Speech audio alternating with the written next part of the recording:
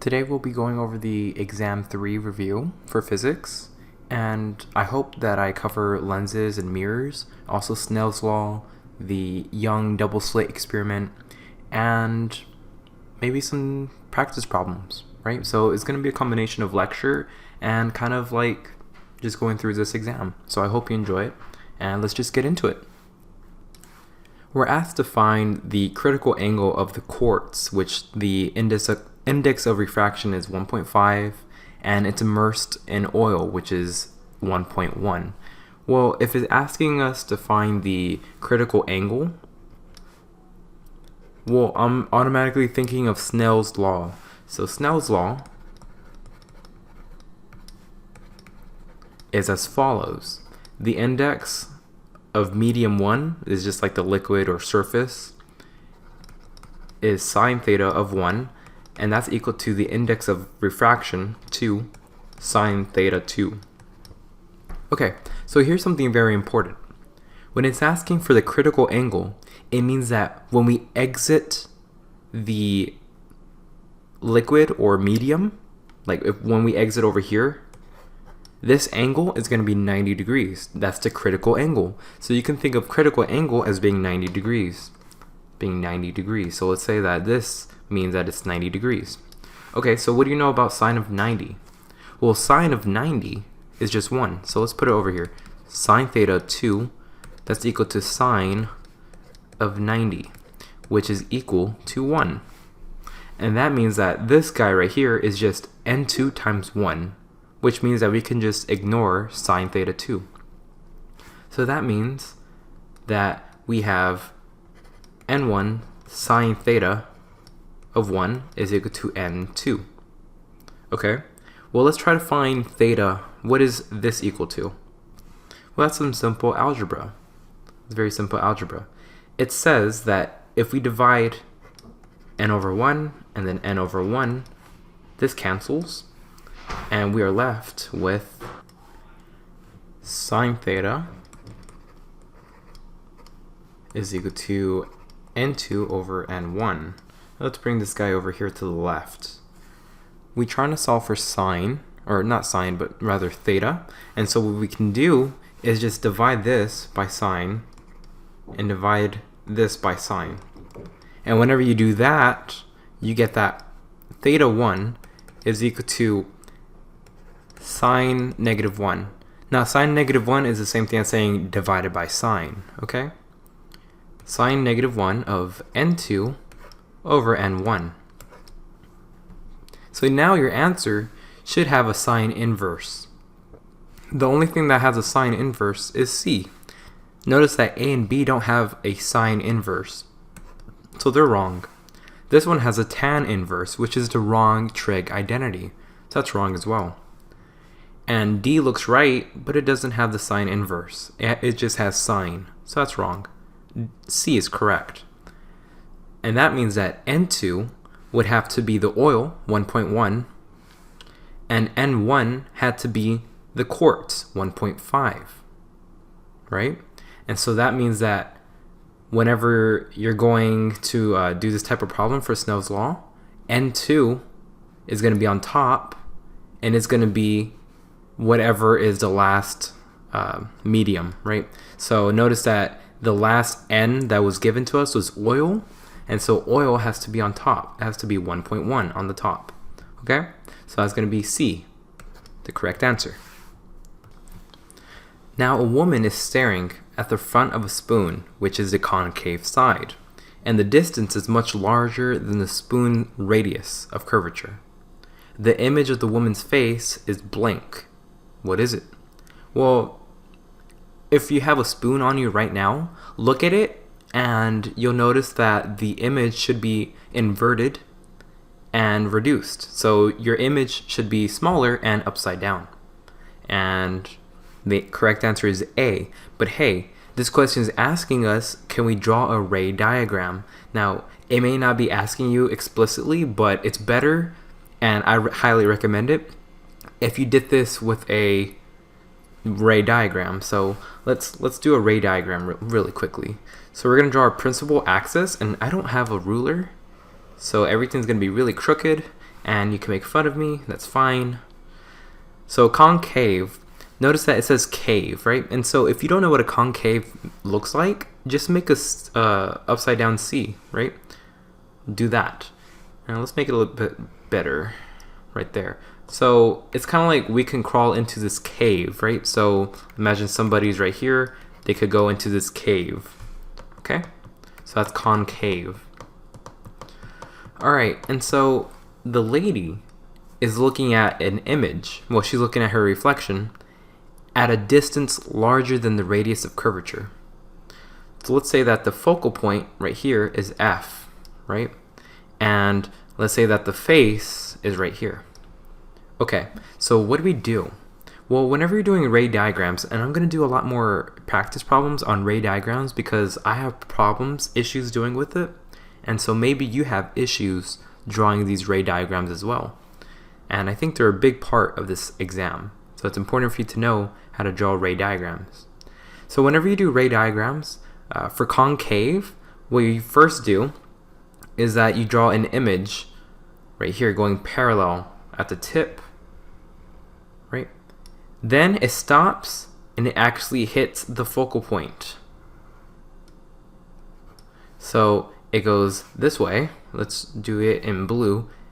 It goes right here, here. This is the direction.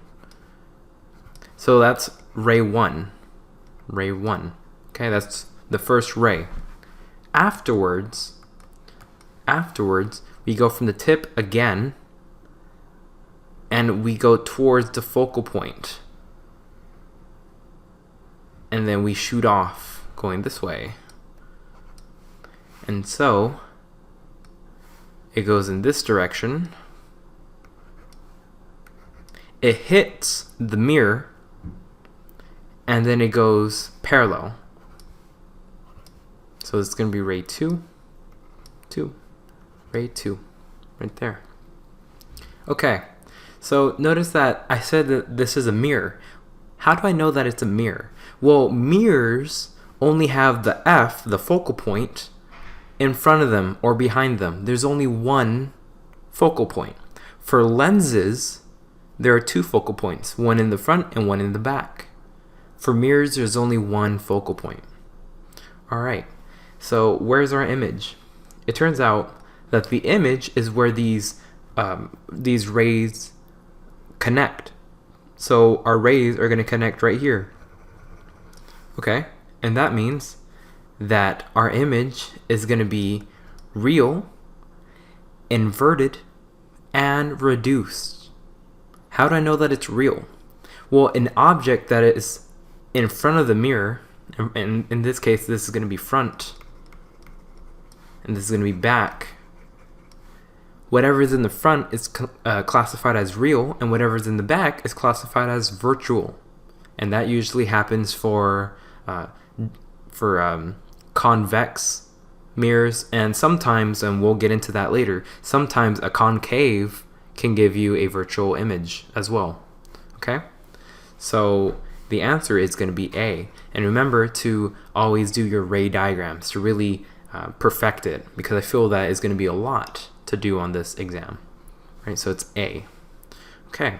Now, in Young's double slit experiment, green light is incident on two slits. The interference pattern is observed on a screen. Which one of the following choices would cause the fringes to be more closely spaced? So our answer should give us a decrease on the fringes. Now the fringes, that means, let's say that you're looking at the screen, right? So you're in front of the experiment and you're looking at the data. So here would be like a fringe. So let's say you're working with like pink light. So this is a fringe, where it's just like the gathering of light. And let's say that we want to make them decrease so they're actually closer and closer together. How do we do that? Well, here's an equation that you can use.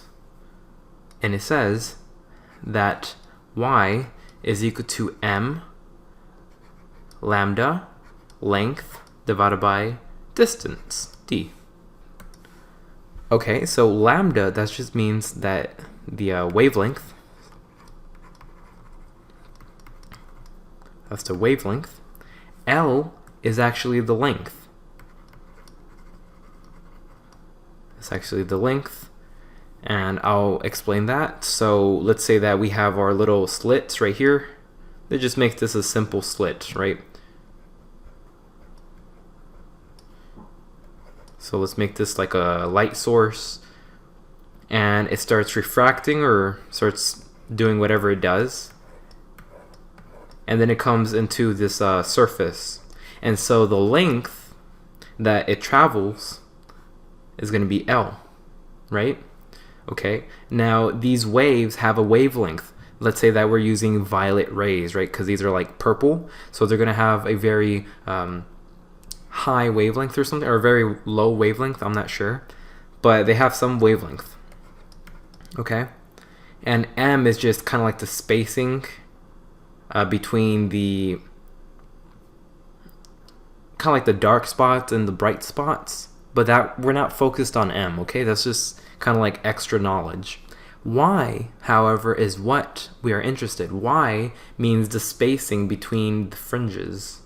Okay, so let's say that Young is doing his experiment, and he's like, well, we have a Y of so-and-so millimeters, right? And so we want to decrease that. So how do we decrease it?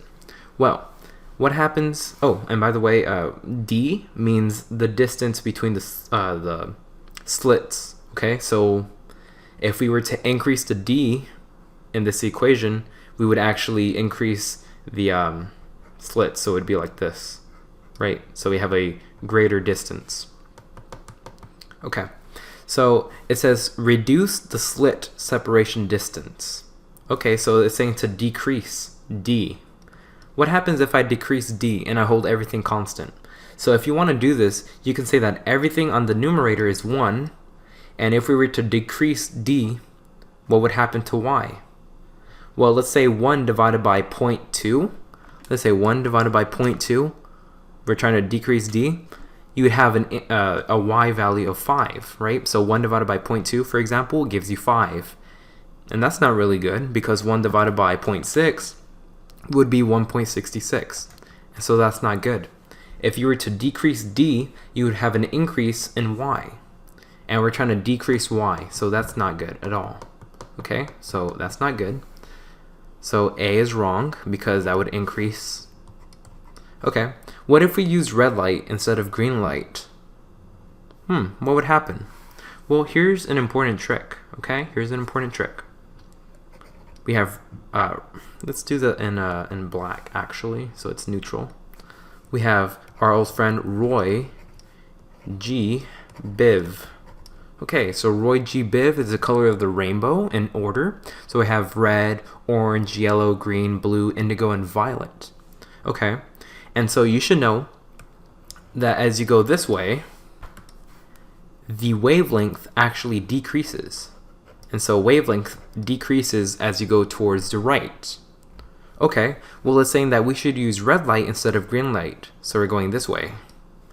And that means that we're increasing the wavelength. If we increase the wavelength and say M and L is equal to 1 and D is equal to 1, just for example, if we were to increase the wavelength, then we're increasing the separation, right?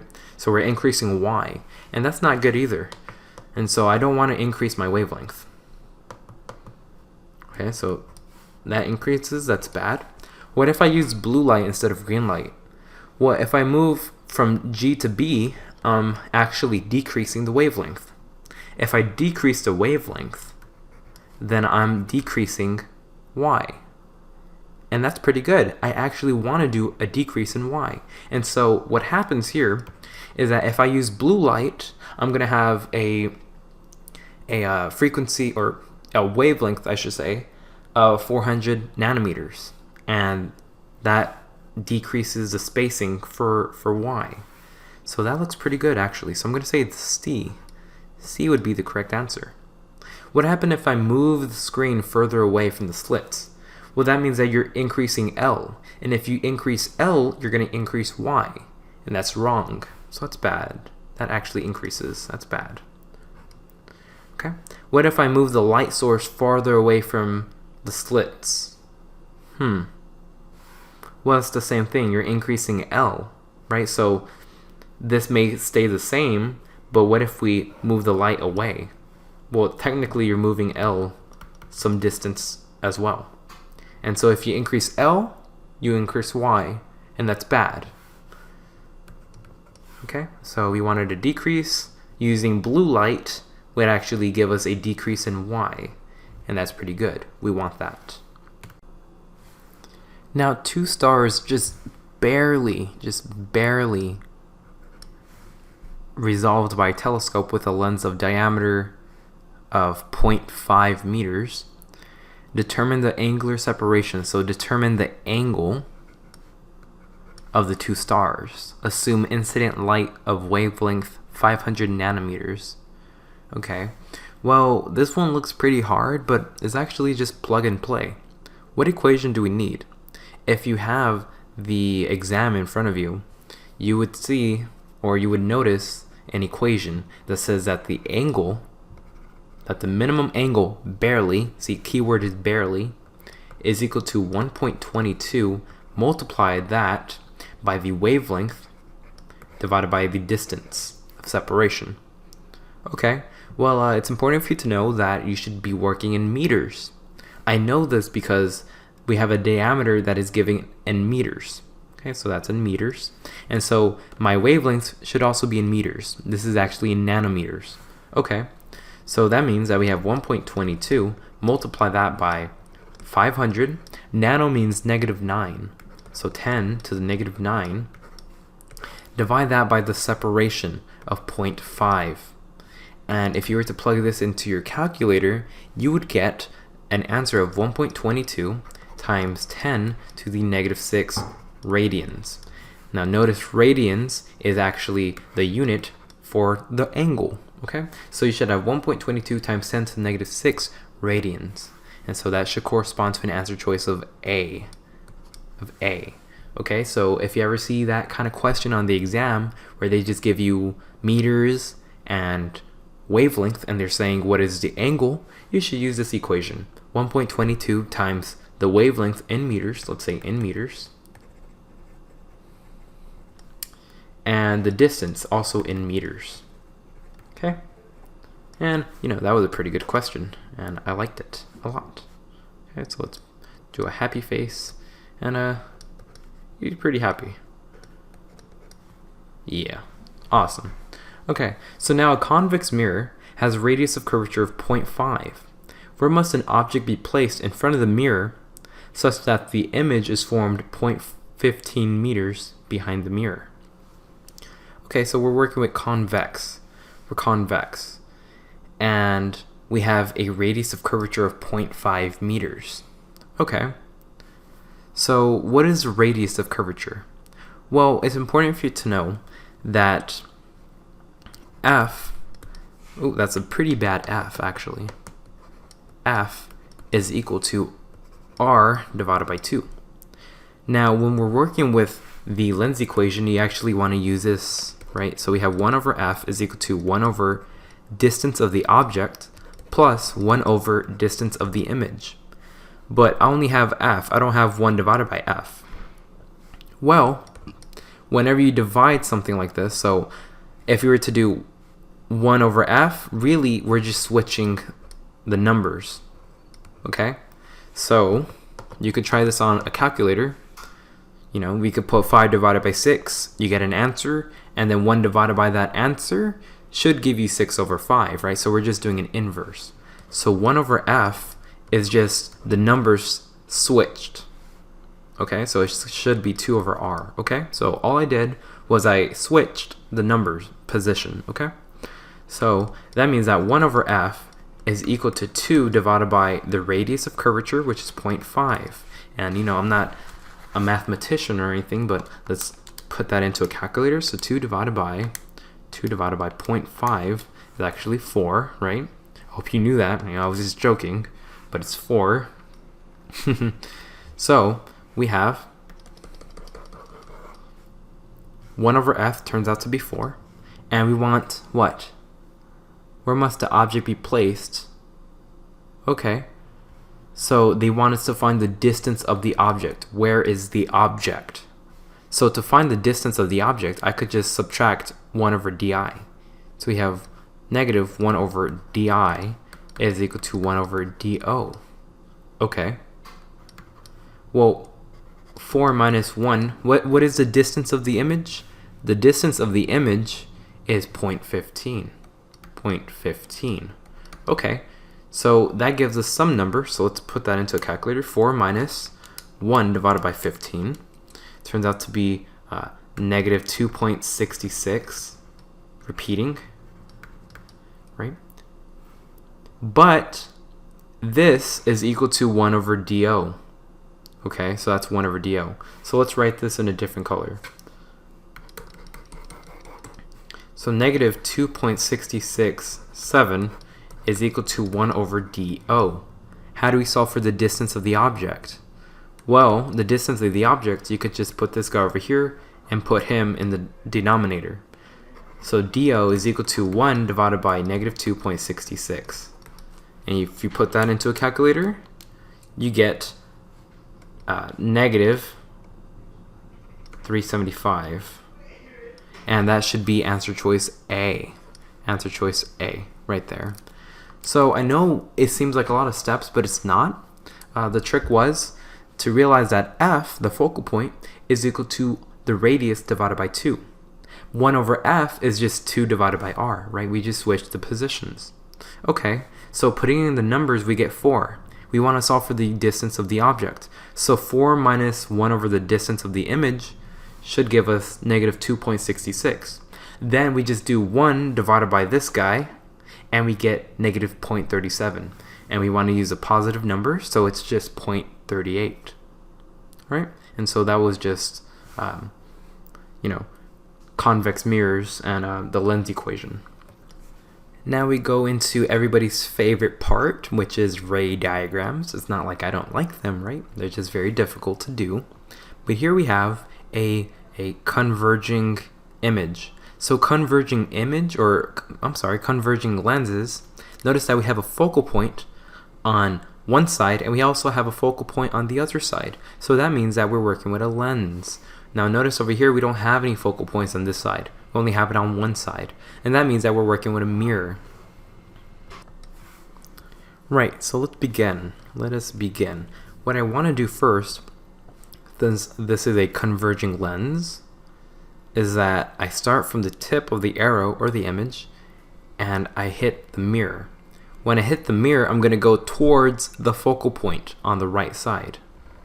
See if I could do that correctly. Yeah, it's not perfect, but it's close to it. Afterwards, I'm going to do my second ray. So my first ray was over here. I got some peanut butter and jelly action right there. So it's going to be ray 1 right there. Ray 1. Okay. And now when I do my second ray, I'm going to go into the focal point, right? And hit the mirror. So, sorry, hold on. So go towards the focal point, hit the mirror. And when we hit the mirror, we go parallel. Okay? We go parallel. Nice. So we went in this direction. And that is ray number 2. And notice where they converge. Whenever I say converge, I just mean to meet up or to connect. And so that is what a converging lens means, is that the rays are going to meet up at some point, right? And they actually meet up at this point. And so what can you see? Well, you see that the image is actually slightly inverted. Well, sorry, it's inverted. It's slightly smaller than the original image, and it's virtual. So let's say, hopefully, on the exam, you have like an eye that you can see, right? Because normally it really depends on where you're looking at. So hopefully the diagram shows you an eye on one side. But let's say that you're looking over here on the left side. Well, this should be the front, and this is going to be the back.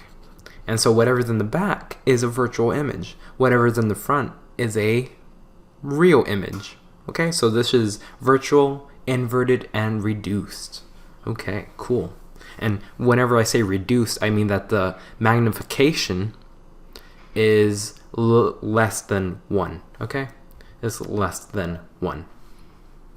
Cool. So now, we have to do this diagram, right? And let's do this in blue. We're working with a mirror, and this mirror is actually concave. Notice that I can crawl into this lens if I wanted to. Not lens, but mirror. So it's a concave mirror, and I could crawl into it if I wanted to. So what do? Well, notice that we're away from this focal point. And so I know that if I'm away from a focal point on a concave mirror, I'm going to have an image that is virtual, right? Now, remember on like question 2, where I said, well, sometimes you get a virtual image. Well, this is actually that case. Whenever you have whenever you have an object that is past this focal point in this area, you're going to have a virtual image. So let's say that this F was 12 and we're at some distance 4 centimeters, right? Well, I'm expecting a virtual image.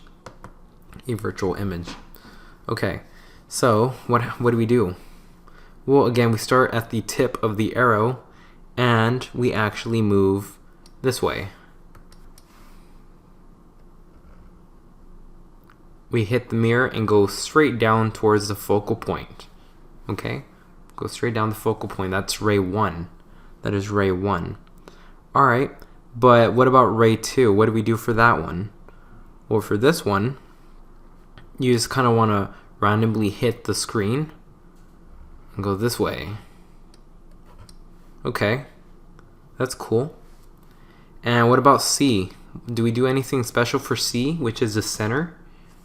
Well, for C, you just kind of want to go this way. You know, it would be better if I had a ruler, but I don't.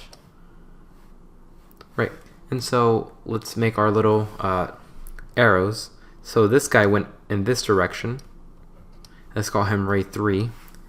The purple one went in this direction. Let's call him ray 1.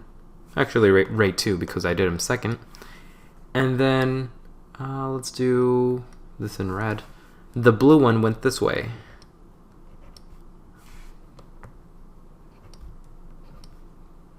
Let's call him ray 1.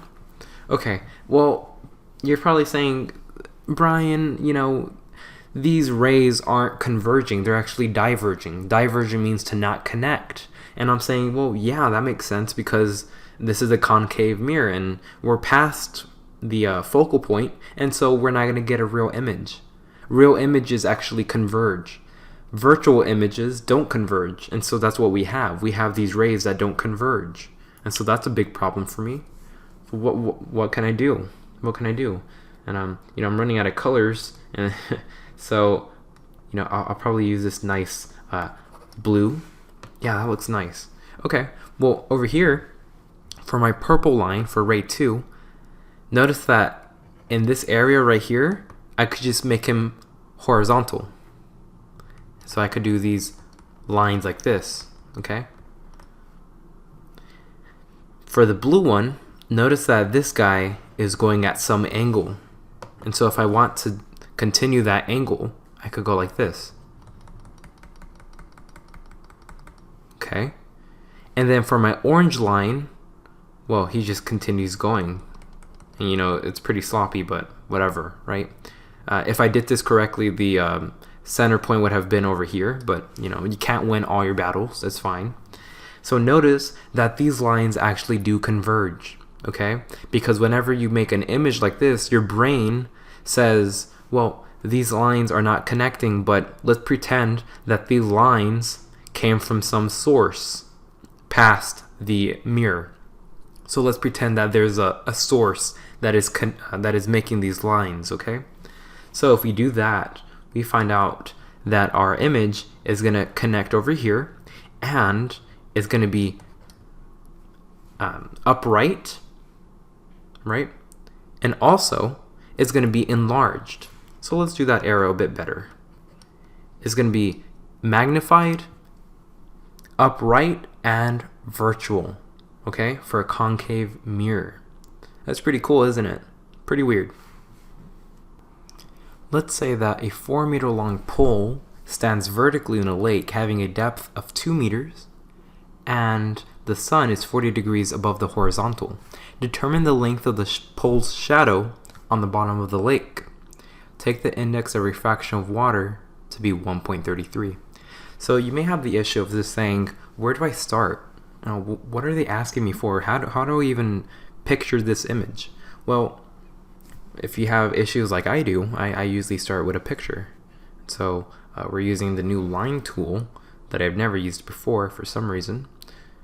You know, that's pretty straight. That's pretty good. I'll probably use that more often. Okay, well, let's say that we have a pole, right? So we have a pole. That's pretty bad. This is, who cares, right? Who cares? Well, this image right here, that's 2 meters. And over here is also 2 meters, right? And then we have the sun, which is purple in my world. Let's make him happy. Right? So we have the sun, and he's at 40 degrees. He's 40 degrees. Well, if we take the sun to be 40 degrees, let's do this right here. Let's just say that he's at some angle right there, which is 40 degrees. Okay. You know, I like that line tool. It's pretty nice, actually. Okay, well, notice something. Notice that we have a right angle right there. We have a right angle which is 90 degrees. And so, let's see. This may not be necessary, but I always do it anyway. So 90 minus 40 is 50 degrees. Okay, so 180 minus 50. Let's see. 180 minus 90 is 90. Minus 40 is indeed 50 degrees. Okay. So here we go. So we found the triangle, right? But I want to find the shadow. I want to find the shadow. So actually, let's extend this image right here. Let's extend this line. Okay. Let's say that this area right here, the sun makes a shadow that is this distance. But then there's some water over here. There's some water, right?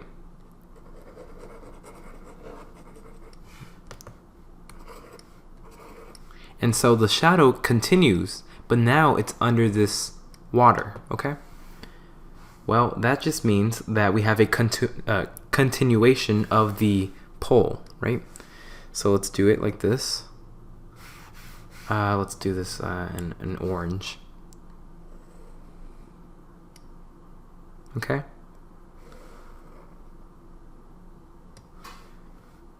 Or actually, let's do it like this so you can get a better picture. Okay, so now we have to find the shadow in here. Oop, sorry. And so what I'm trying to say is, yes, you make your pole and you draw a triangle. This angle right here is 40 degrees because the sun makes the angle right there. And then it produces a shadow that is some distance. However, the shadow goes into the water and continues to travel, which is just this blue line that you see here. And so my plan is to just calculate this shadow and add it with the shadow that I calculated over here. Okay? Pretty nice. But look, right here, we had to find the angle. How do I find the angle? Well, it turns out that if you were to try to find the angle, we're going to do kind of like a straight pole and say that normally you want a 90 degrees. However, this angle shares 40 degrees with that one. And so 90 minus 40 turns out to be 50 degrees. right? And so this angle right here is 50 degrees. Okay, now I cannot say, oh, you know, this angle is 50 degrees as well. No, we actually have to use Snell's Law.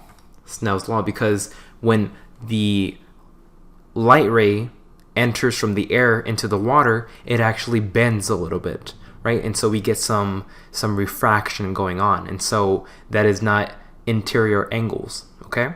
So we're gonna have to use Snell's Law. So we can say that N1 times sine of theta 1 is equal to N2 sine of theta 2. Okay, so N1, well, that's just the air. So air is equal to N1, and that's just equal to 1, okay? Sine theta 1 is going to be 50 degrees. So you can say that sine theta of 1 is 50. N2 is the water, so we're entering the water. And water is taken to be 1.33. So 1.33 times sine of theta 2. This is sine of theta 2. Okay, let's call that theta 2. So we're trying to solve for that angle. So what do? We could divide this by 1.33. Cancels out. Divide that by 1.33. Okay, so we have sine of 50 degrees divided by 1.33 is equal to sine of theta 2. We can divide this by sine, and then divide that by sine, and we end up getting that sine inverse is equal to sine of 50 degrees divided by 1.33. And that is some number, and let's calculate it really quickly. So sine, this has to be in degree mode, by the way. Sine of 50 degrees divided by 1.33 is taken to be 35, or it's about 35 degrees. Okay, so this is 35 degrees. And let's actually erase everything. Right, so now we solved for our angle, but that doesn't really help us, does it? Well, I mean, I think it does. How does it help us? Well, remember that, well, this isn't really drawn to scale, but this is the same length as this bottom part. And it turns out to be 2 meters. So we could say that this area right here is 2 meters. Okay, I just didn't draw it correctly. It's a bit too big for the picture, but it's 2 meters. Okay, well, we have to solve for this angle x. What trig identity can I use to solve for x? Well, let's see. X is the opposite, and we have the adjacent. And so, hey, we can say that tan theta is equal to, let's see, SOHCAHTOA, so opposite, I'll make that more explicit, opposite over adjacent. Okay, and I have theta, so we can say that tan of 35 degrees multiplied by 2 is equal to x. So what does x equal? X is equal to 2 tan of 35 degrees is equal to 1.4 meters. And that's a pretty clean number. That looks really good. So I must be doing something right. So let's say that this is 1.4 meters. Alright, cool. But now what do? Well, that was the hardest part, just finding the shadow right here. The easy part is actually solving for the pink. So how do I solve for that one? Well, I have x, I have my length right here. This is 2 meters. And I want to solve for this one. So let's say that this is x. I have something that is opposite and I have something that is adjacent. Okay, well, again, we can use tan. You can use tan of 40 degrees is equal to opposite over adjacent. And so x is equal to 2 divided by tan of 40 degrees. And so x is equal to, let's see what that is equal to. 2 divided by tan of 40 degrees. And that's equal to 2.383. Okay, so that's 2.383. And so we solved, technically we solved the problem. We have this distance and we have the distance in the bottom of the lake. And so all I have to do is just put 2.383 plus 1.4, and that is equal to roughly 3.78 meters. And you know, that looks pretty good for me because it's not 4 meters. It's not larger than 4. It's actually less than 4. And that looks pretty good for me. Okay, so let's do a recap. First of all, when I see this problem, and it might be on the exam, who knows, I'm going to draw a picture. I'm going to draw my pole sticking out of the water, and the sun hits it at some angle, and that angle is 40 degrees. Okay, and it makes a shadow, which is the pink. But this shadow goes into the water as well. So we draw another triangle. Okay, the triangle length right here is 2 meters because it is the same length right here. Okay, we're going to draw a line going upwards. That's called the normal, and normally it's called 90 degrees, right? It's 90 degrees, but some of that normal is eaten up. It has been taken up. 40 degrees of the 90 degrees has been used. So 90 minus 40 is 50. Okay, so that's the angle that we're working with. We can use Snell's Law. When light goes from the air into the water, we can use Snell's Law. N1, which is the air, is 1.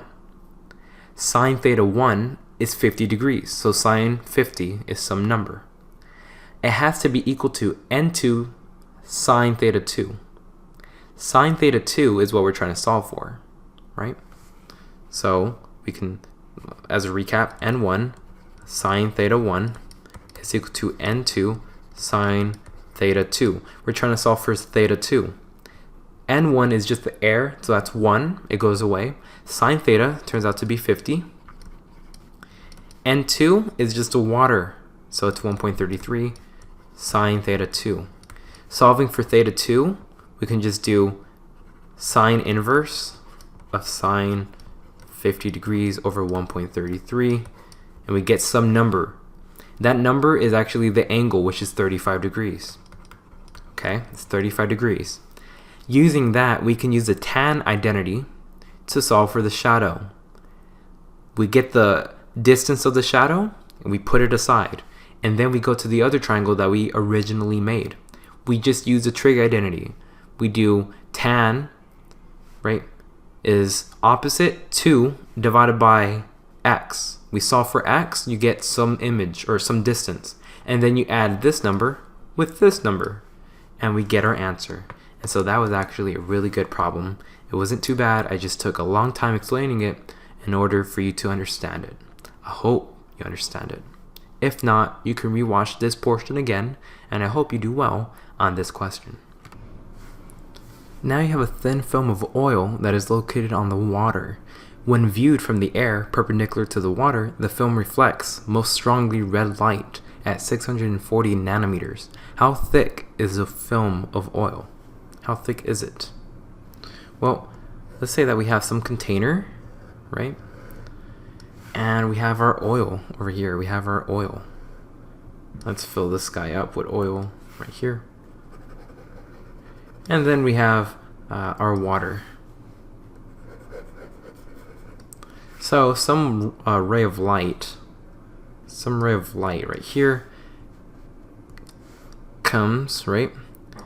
And then it kind of goes out, right? And so we're trying to figure out how thick is the oil film. Actually, it should be like this. Yeah, something like that. Okay, so we're trying to figure out how thick is the oil. Well, the TA, when I talked to him about this question, he actually emailed me back. He said that the thickness is in this equation, where you have 2T is equal to M plus 1/2 wavelength divided by N, right? So N is actually the oil, is what we're trying to measure, oil, and this is going to be red light, okay? So we have to figure out what M is. Well, notice that you went from 1.25 to 1.33. And so whenever you go from low to high, so low N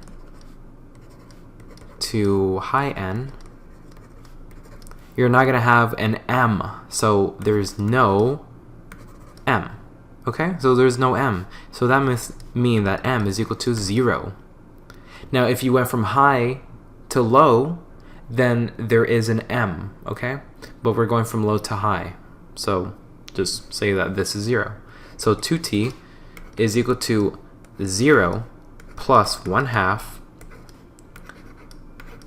lambda over n. Okay, so that means that we have that 2t is equal to 1/2. This is going to be 640 nanometers divided by 1.25. 1.25. Okay, so 2t is equal to, let's see, 640 divided by 1.25. Multiply that by 0.5. We have that 2t is equal to 256, right? And then we have to divide this by 2. So that t is equal to 128 nanometers. Right? And so that is your answer. Pretty weird, but it makes sense. So the light divided by whatever you're trying to measure, you get some number, and then you just have to make sure that m has a value. So m could be some number, 1, 2, or 3. In this case, it's 0 because we went from a low n to high n, so it's 0. You multiply this number by 1/2, then divide it by 2, and you get 128. And that should be your answer. An object distance is placed 4 centimeters from a thin converging lens, and it has a focal length of 12 centimeters. Is the image real or virtual? Is it inverted or upright? What is the image distance? And we have to draw the ray diagram. Well, first off, we're doing with a lens equation, and so we have that 1 over f is equal to 1 over the distance of the object plus 1 over the distance of the image. So the focal length is 1/12, and we're trying to solve for the image. Okay, so 1 over f minus 1 over do is equal to 1 over di. And that means that 1 over 12, that's f, minus 1 over 4 is equal to 1 over di. Now solving for this portion right here, we have that 1 divided by 12 minus 1 divided by 4 turns out to be negative 1 over 6, and that's equal to 1 over di. If we invert both sides, we get that negative 6 is equal to di. And so di is equal to negative 6. What does that tell you? Well, the negative shows me that we are virtual, right?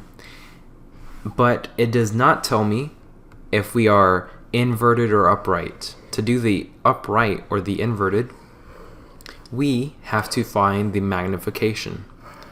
So you have to ask yourself, do you know the magnification equation? Well, we could say that m, that's a pretty bad m. M is equal to negative image distance divided by the distance of the object. And so that gives me negative 6 over 4. Okay, so that gives me, let's see, 6 divided by 4, if you don't know, because I don't know, haha, right? Turns out to be 1.5, and it's positive. Okay, well this shows me that since it's positive, it has to be upright. See, if we had an m that was negative, it would be inverted. And also, it's going to be enlarged. So notice that if you have anything greater than 1, so let's say 1.1 is going to be enlarged. If you have like 2, that's going to be enlarged. It's going to be bigger. If you have 0.8, it's going to be tiny, right? So it shrank. What if I had negative 2? Oh, you're probably saying, well, it shrunk and it's upside down. Well, that's wrong. Notice that we're only going to pay attention to this number 2. Well, 2 is bigger than 1, right? So it's going to be enlarged. The negative just shows me if it's upside down or if it's right side up, right? So whenever you think of this magnification, just think of the absolute value.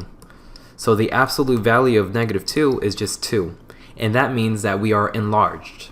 The negative sign just shows me that we're upside down. Okay, so that's just an example.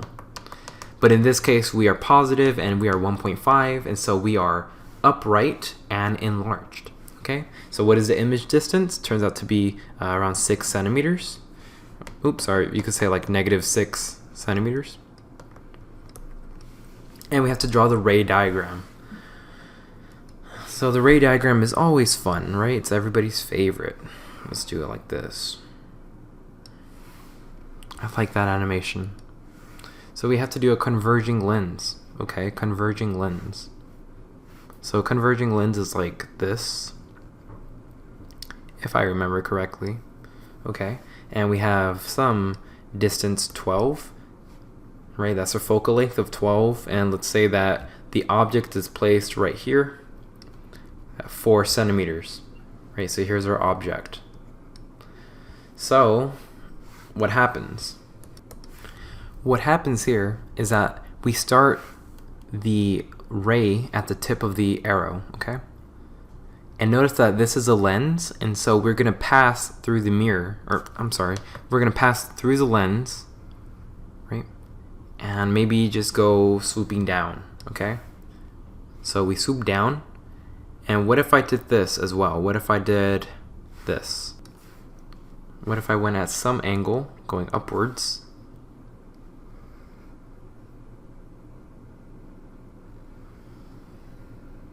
Okay, so we don't want them to touch at all. But what happens? Well, what happens here is that we draw a line that's horizontal from the blue ray. And we could draw a line that is like this. Okay, so these aren't the best images, but notice that in this section right here, we have a dot, right? So that's where our image is going to be at. And notice that my arrow is going to be larger, okay? It's going to be larger, so our image is going to be magnified, which makes sense, and it's also upright. So it shows me that my image grew, and it's standing upright, so it's positive, but then it's virtual. So it looks weird, but this is the correct answer. Normally you would expect a virtual image to be here, but that's not true, because normally you expect your answer to be in this region, and so that would be like a real image. But since we have an image this way, it's going to be virtual. It's really weird. It's really confusing. That's what confused me the first couple of tries, but this is the correct answer. This is what you should have. In fact, if you were to look at this example, which I use O-physics, interactive physics simulations, right? If you were to use this example, notice that my object is at 4 centimeters. That's the distance of my object.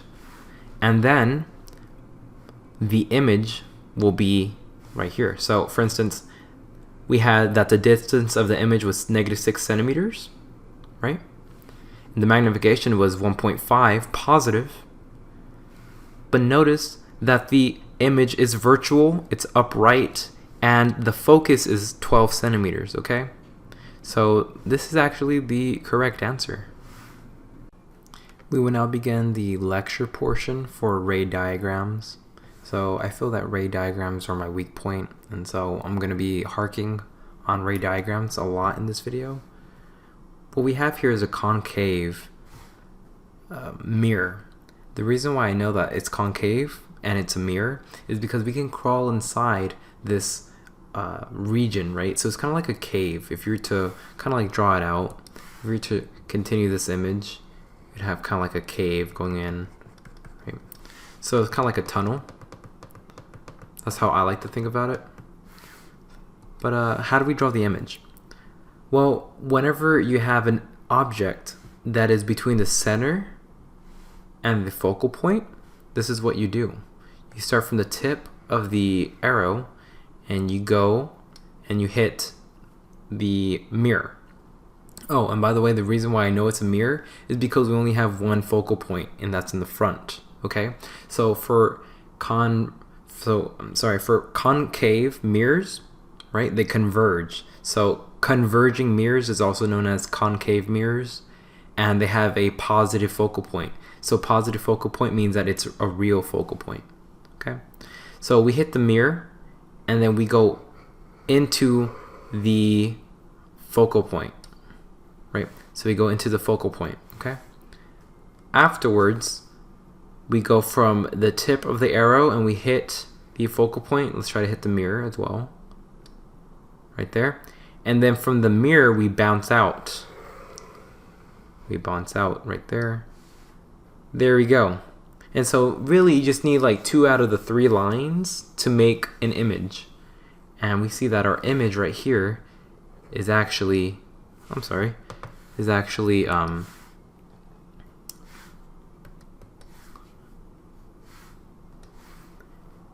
real, and it's inverted. So for instance, here's our image right here.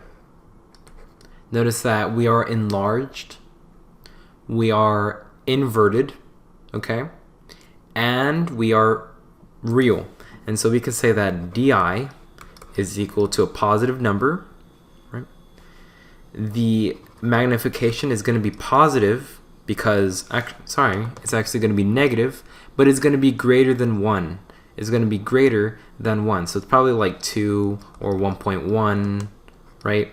So it's a negative number because we're upside down, and it's also greater than 1, right?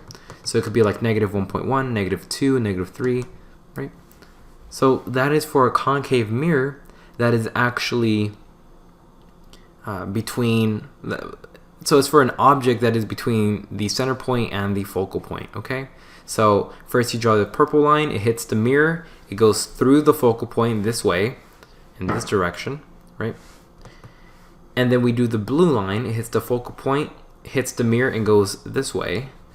And wherever these 2 lines meet up is your object, or the image, right? However, what happens if we have an object that is directly on top of the focal point? So for instance, if you had a question that said the focal point is 12 centimeters and the object is 12 centimeters away from the mirror, where would it be your object? Well, here's a problem. Normally we would start like this and hit the focal point this way, right? But now, where am I gonna go? Like, I can't really just I can't really do it from the focal point now, right? Because I'm directly on it. And so normally my second ray would go into the focal point, but I can't do that. So for instance, the only way that I can do it is like this, right? Actually like this. And you know, these lines don't connect. They don't connect. And so there is no image formed. Whenever you have an object that is directly on top of the focal point, there is no image. Okay, so we can say that for this system right here, there is no image. Okay, so we can do that.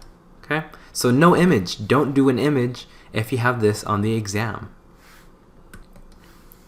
What happens if you had an object that was in front of the focal point?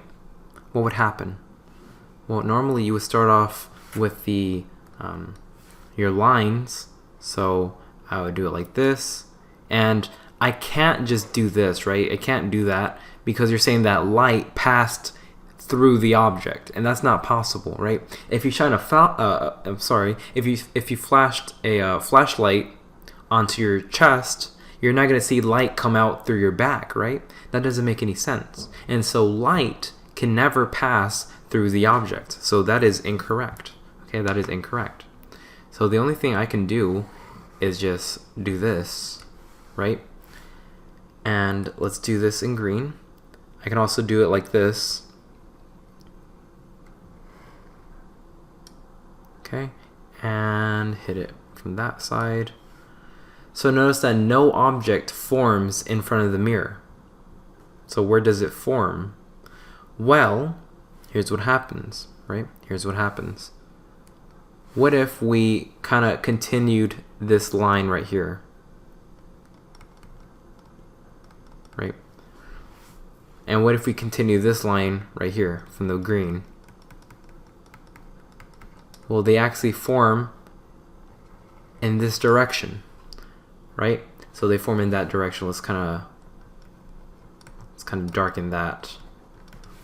Okay. And so you can see is that the image is going to be super enlarged. The image is going to be bigger, right? It's going to be virtual and upright. And so M should actually be a positive number because it's upright, it's standing up, right? And it should be greater than 1. So it's going to be some number that is actually greater than 1. The distance of the image should be negative because it's virtual. And yeah, I mean, that's pretty much it. So normally for concave mirrors, you're going to have a real image. And normally that image is inverted, right? So normally that image is upside down and enlarged. So let's say that for concave mirrors,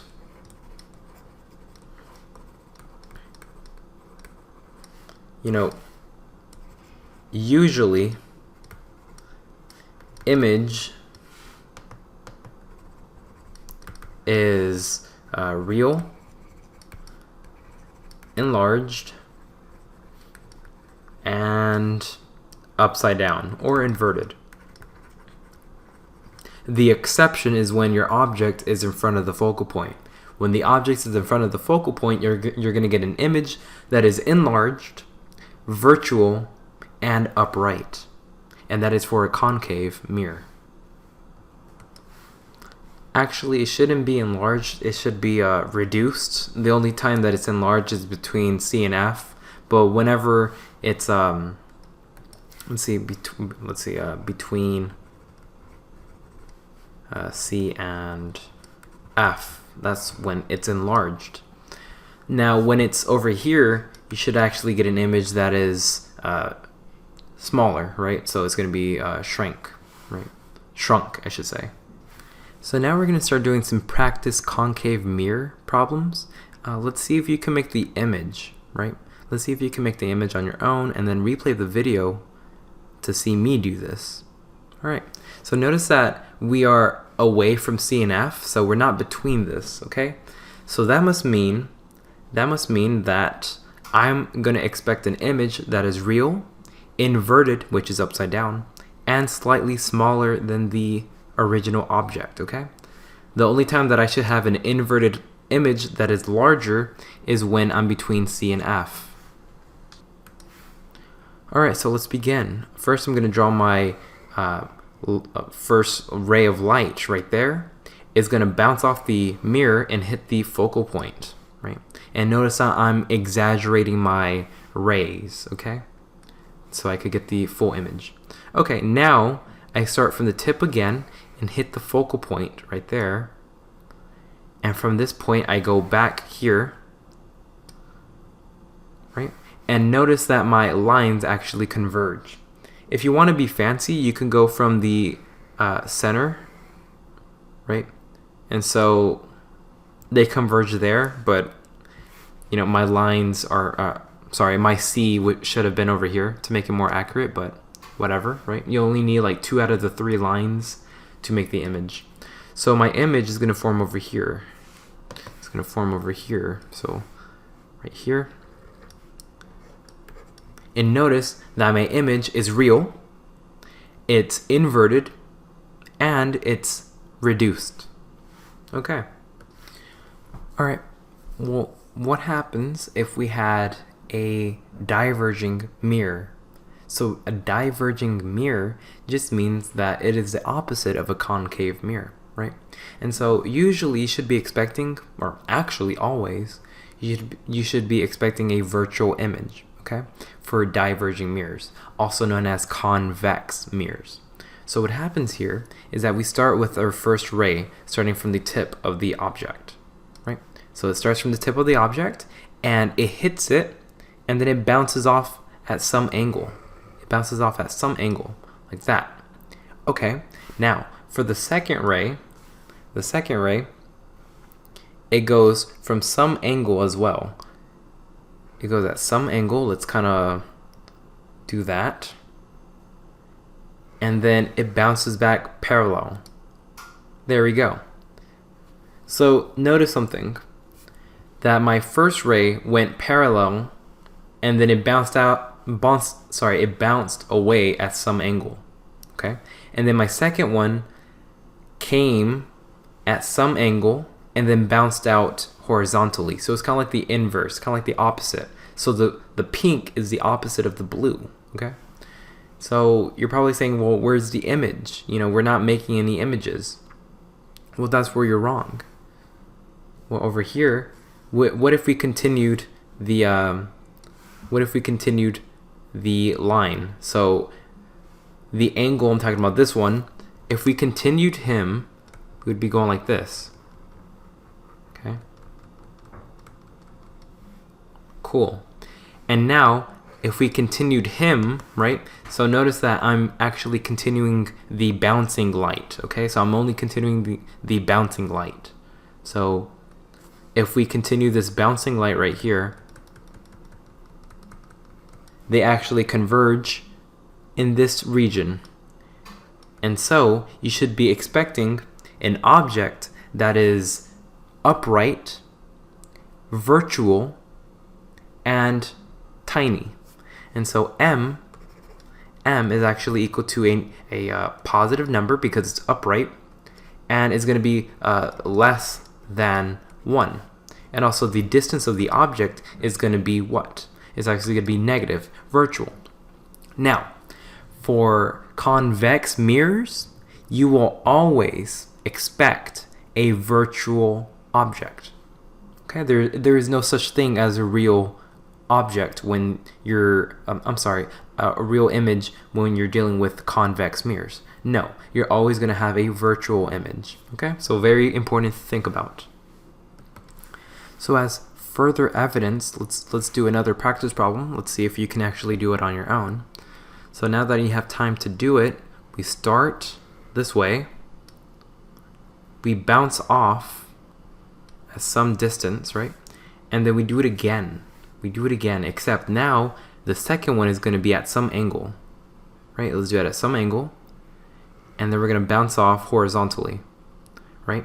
And now we're going to continue the light. So this purple one continues, and then the green one also continues.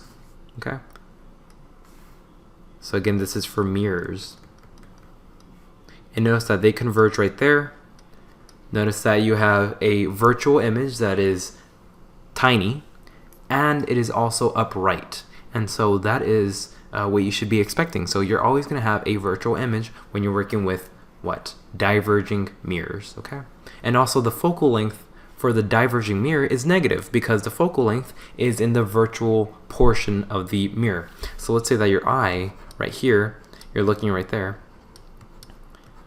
Your eye is looking, and so it sees that the focal length is behind the convex mirror. And so that must mean that the focal length must be negative. Now we move on to converging lenses. We're doing lenses now. How do I know that this is a lens? Well, it's a lens because we have two focal points, right? Notice that we have a focal point that is real, and we also have a negative focal point, okay? So this is a converging lens. Why is that? Well, converging means that something connects. So my answer should have connecting rays that are real, right? So real in the sense that the actual rays that I draw out will be connecting, not any dashes, none of that, okay? So what we start first is that we go into the mirror. We have one light that goes into the mirror. And since it is a lens, I can actually go through the mirror. From the mirror, I go and connect, let's draw that better. I connect directly to the focal point, like that. So that is done.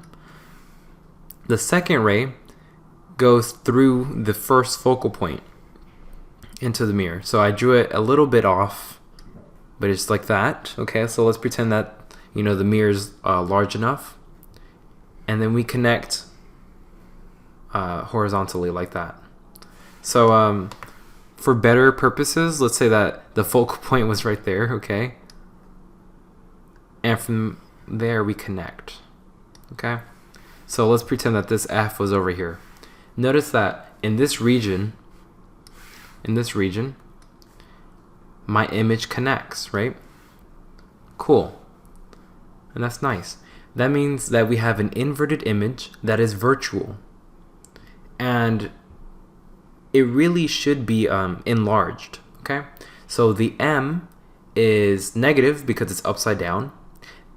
The image is virtual, and the image is enlarged, okay? What if my object was in front of the focal point? What happens then for a converging lens? Well, again, what we do here is that we begin with an angle. We begin with an angle. Okay. It goes like that, it goes inside the lens, and then it goes out horizontally. The second one should go as follows. It should go horizontally, so it's kind of like the opposite of what you just did, and then bend towards the focal point, okay? So first I went at an angle and then horizontal. The second one I go horizontal and then angle, okay? So it's just the inverse of what you did.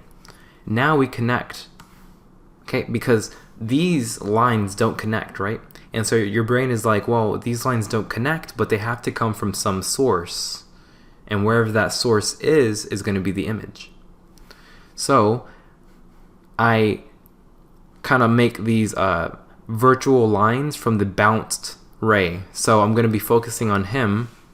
I'm going to be focusing on this guy first, right here. And so if I continue tracing, he's going to go like this, right? Okay. Now I focus on this guy because he bounced, right? And so if I do that, I'm going to have some connecting dots right here. And notice that they converge over here. And so that must mean that my image is going to be real, enlarged, and what? Positive, right? So, upright. So it's real, it's bigger, and it's standing upright. So it's not upside down. Okay, so that's kind of like the exception. So whenever you're in front of F, you're going to expect kind of like a virtual image that is enlarged. And then as you get closer and closer, eventually you get past F, you're going to have a real image. So let's see if I can demonstrate that to you. So now notice that my object is on the left-hand side. Now in their perspective, this is a real image, okay? It really depends on where you're looking at. Now notice that my image right here is going to be inverted, right? So M is negative, and it's also smaller, so M has to be less than 1, right? So in this case, M is 0.5, right? And if I continue to move right here, notice that my M is slightly increasing, but we're still negative. Let's put them over here. So now my M is enlarged, right? Okay, so my M is enlarged. That means that it's -2, but notice that my image is larger, okay? So we only look at the positive number. Now, I eventually am going to reach the focal point, and when I reach the focal point, I should have a positive image, right? That is upright and enlarged, right? So when we're at the focal point, we have nothing, we have no image. And notice right here that my image is going to be larger than my object. It's going to be a virtual image in their case, and it's going to be upright, okay? So that is for a concave lens. But what about diverging lenses? Well, here's a kind of like a tip for you to understand. For concave lenses, also known as converging lenses, your lines should be thick in the middle. So your lines should be like really thick in the middle, okay? Right? And then for diverging lenses, they should actually be really thin in the middle. So they go thin, and then they kind of get fat towards the end, okay? So it's the opposite. For concave, they go really thick, and then they go really skinny, okay? Now for this system, which is a diverging lenses, also known as convex, they're going to be skinny in the middle and then fat in the end, okay? So here we go. Here's how we do convex mirrors. So we start at the tip, we go horizontal inside the lens, right? And then we're going to go fat. So we're going to go away, right? Okay, so that was that one. And now we go from the tip and kind of go at an angle. And then from that angle, we go straight horizontal. Okay, cool. So now what do we do? Well, again, we go from the bounced ray, and we continue this area. So we go from the bounced one, go this way, right? And then from the bounced one, for the blue one, which is the bounced was the horizontal, we just continue this line. Oop, and that looks pretty bad. My apologies. It's late. Right there. Okay, so here's our image. So we're expecting a real image that is what? That is small and upright. Okay, so let's see if we can do some more examples using the simulator. So now notice that we are doing a convex, or I should say concave lens, right? So it's weird. I guess my apology that I've been meaning to call it a concave, right? So it's concave because we have kind of like a cave shape, right? The other one that you saw was a convex, right? So there is no cave shape. Over here, this is concave, right? So my apologies, it's just me being silly, and I hope you can forgive me. I really do apologize for that. So now notice that right here, it doesn't matter where I put my image, it's always going to be virtual, right? So in their case, it's virtual, and wherever you decide to put your eye, right, is going to be real or virtual. So it's really weird how they explain it, but just look, right? So notice that my image is always going to be in the same place. As I get closer, it gets a little bit taller, but it's always small, right? Always small. Doesn't matter where I put it, right? And so you should always be expecting a virtual image, right? So yeah, for concave lenses, you always have a virtual image. Concave lenses give you virtual images right here. Convex images or convex lenses give you real images and sometimes a virtual. Super weird, but hey, you know, if it's multiple choice, then you do what you gotta do. If it's a free response, just write out the diagram and you'll be fine, right? She'll understand. You'll be fine. Now, remember when we did the mirrors? Well, this one is kind of like a repeat. This is a concave mirror, okay? This is a concave mirror. So notice that my center point is right here and my focus point is right here. Now, when I'm away from the center point, I should expect an image that is upside down, smaller, and between C and F, right? So if I continue to kind of like move, where I get super close, eventually, if I'm between C and F, my image should be farther away from me and enlarged. Now, if I'm on the focal point, there's no image. See, no image. But if I'm past the focal point, then I should have an image that is virtual, right? It's virtual and it's enlarged. So that's pretty cool. But what happens if I go into a convex mirror? Well, convex mirror, they always make virtual images, right? So notice that for concave, you had a real, and then you had virtual, right? So you had both. But for convex mirrors, you're always going to have virtual images. And that image gets tiny and tiny and tiny, right? And it gets so tiny, but it's always upright. So that is concave and convex mirrors. Again, you can play around with this simulator. You can find it at OPhysics. It's the interactive physics simulations, right? So we have E&M, rotation, and kinematics. So that's fun.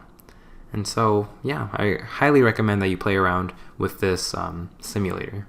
Very helpful, very fun. And that's all we're covering in this video. We went over ray diagrams, convex mirrors, convex lenses, and concave lenses. It's a real doozy, right?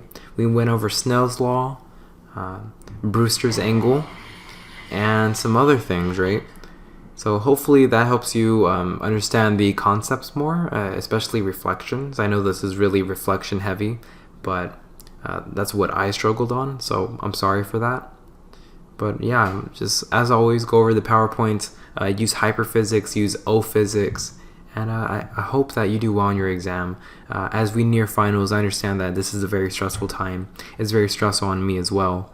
So I just want you to know that I believe in you, and that I know that you can do amazing on this upcoming exam, in all your exams. Remember that I love you, and that I'm very proud of you for going this far. Alright? So have a great day, and as always, thank you for watching. Thank you, really. Alright, so have a great day and be safe. Bye-bye.